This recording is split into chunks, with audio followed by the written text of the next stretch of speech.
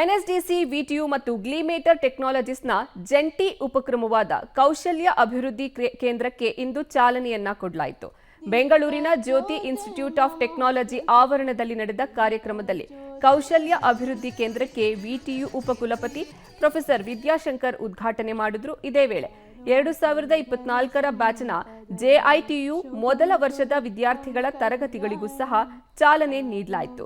ವಿಶ್ವವಿದ್ಯಾಲಯದಲ್ಲಿ ತಂದಿರುವ ಸುಧಾರಣೆಗಳ ಬಗ್ಗೆ ವಿದ್ಯಾಶಂಕರ್ ಮಾತನಾಡಿದರು. ಹೆಸರಾಂತ ಕಂಪನಿಗಳಿಗೆ ಜಂಟಿಯಾಗಿ ವಿಟಿಯು ನೀಡುವ ಇಂಟರ್ನ್ಶಿಪ್ ತೆಗೆದುಕೊಳ್ಳೋಕೆ ವಿದ್ಯಾರ್ಥಿಗಳನ್ನು ಆಹ್ವಾನಿಸುವ ಮೂಲಕ ಸ್ಫೂರ್ತಿಯನ್ನ ತುಂಬಿದ್ರು.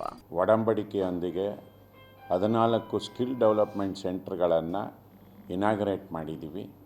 ಅದರಲ್ಲಿ ಜ್ಯೋತಿಯು ಕೂಡ ಒಂದು.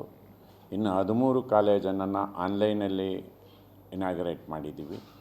ಈ ಸ್ಕಿಲ್ ಡೆವಲಪ್ಮೆಂಟ್ನ ಮೂಲ ಉದ್ದೇಶ, ಯಾವುದೇ ಒಂದು ವಿಶ್ವವಿದ್ಯಾಲಯ ತನ್ನ ರೆಗ್ಯುಲರ್ ಆ್ಯಕ್ಟಿವಿಟಿಯೊಂದಿಗೆ ಗ್ರ್ಯಾಜುಯೇಟ್ಸ್ನ ಸಮಾಜಕ್ಕೆ ಕೊಡೋ ಅಂಥದ್ದು, ವಿದ್ಯಾರ್ಥಿಗಳನ್ನು ಹೊರತರುವಂಥದ್ದು ಗ್ರ್ಯಾಜುಯೇಟ್ಗಳಾಗಿ. ಅದರ ಜೊತೆಗೆ ರಿಸರ್ಚು ಒಂದು, ಮತ್ತೊಂದು ಪ್ಲೇಸ್ಮೆಂಟು. ಇವು ಕಾಮನ್ ಆ್ಯಕ್ಟಿವಿಟೀಸು.